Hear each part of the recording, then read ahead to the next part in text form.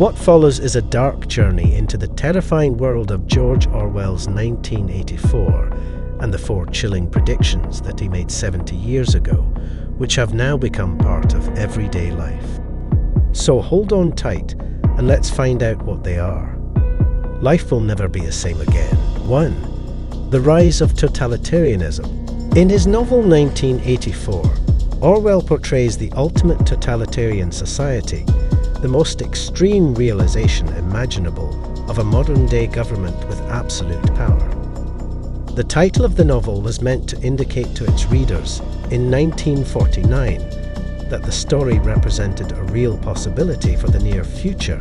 At the time, Orwell was deeply disturbed by the widespread cruelties and oppressions he observed in communist countries, and was particularly concerned by the role of technology in enabling oppressive governments to monitor and control their citizens. Orwell's first warning is of a state in which government monitors and controls every aspect of human life, to the extent that even having a disloyal thought is against the law.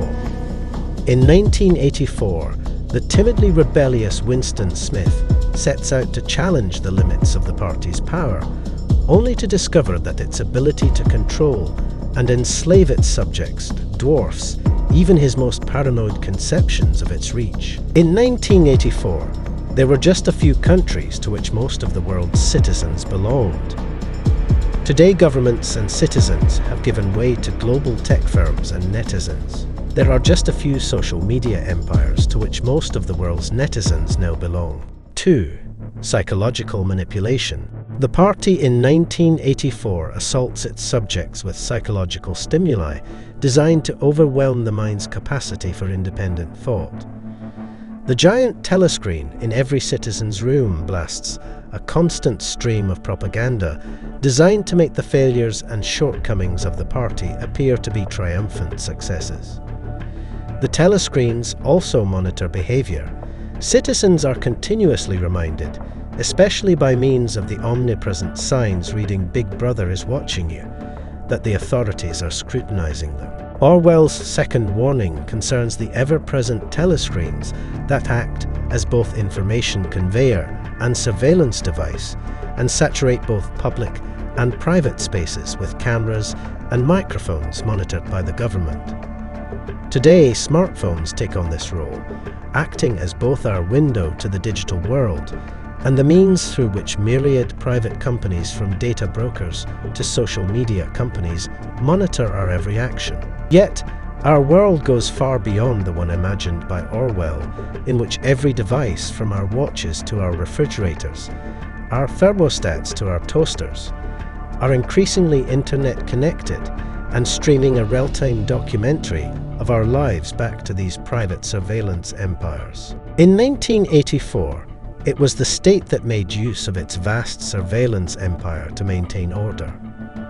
Today, a landscape of private companies so large it is almost uncountable monitors, monetizes, and manipulates us. 3.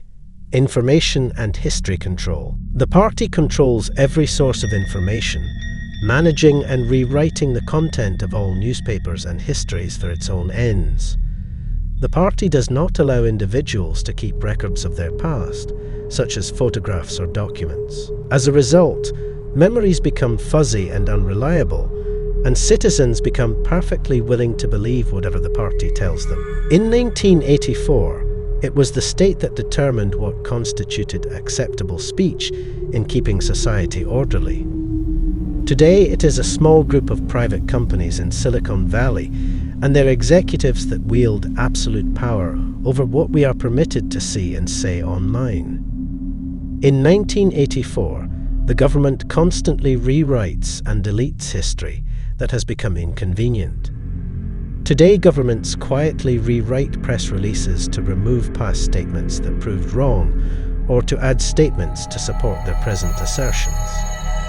Meanwhile, the European Union's right to be forgotten grants ordinary citizens the ability to wipe clean society's memories of their past, allowing them to be reborn without the burden of their past transgressions. 4.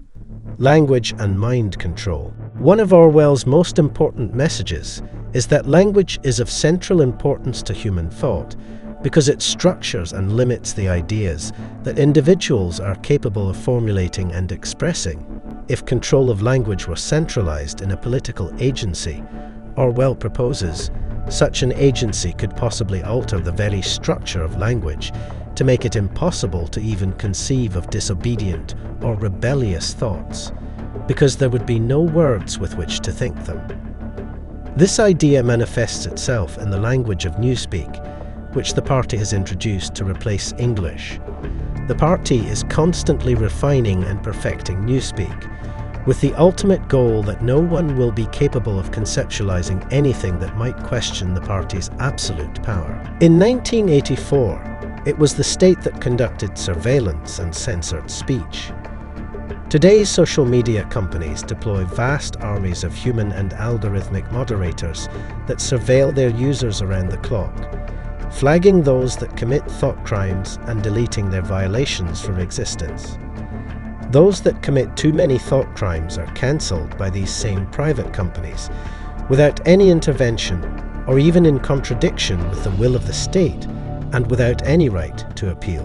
In 1984, those who committed particularly egregious thought crimes or had histories of them were banished into non-existence, all traces of them deleted. Today's social media companies can ban anyone at any time for any reason. Those banished can have every post they've ever written wiped away, every record of their existence eliminated.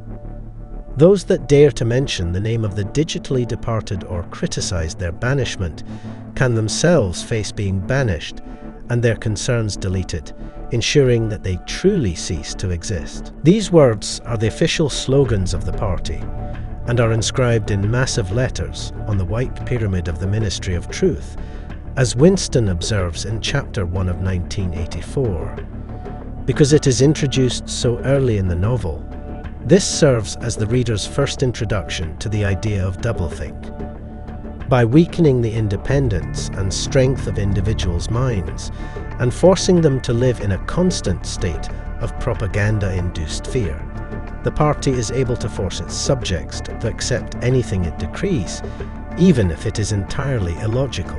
Putting this all together, 70 years after 1984's publication, it seems nearly every aspect of Orwell's description of the surveillance state has come true. The only difference is that Orwell saw surveillance and control as the domain of the state, whereas in reality the surveillance world we have come to know is one of private companies monitoring, monetizing and manipulating society for nothing more than commercial gain. In the end, as we rush towards an ever more Orwellian world of surveillance and censorship, perhaps we might all take the time to reread 1984 in order to better understand the world we are rushing towards.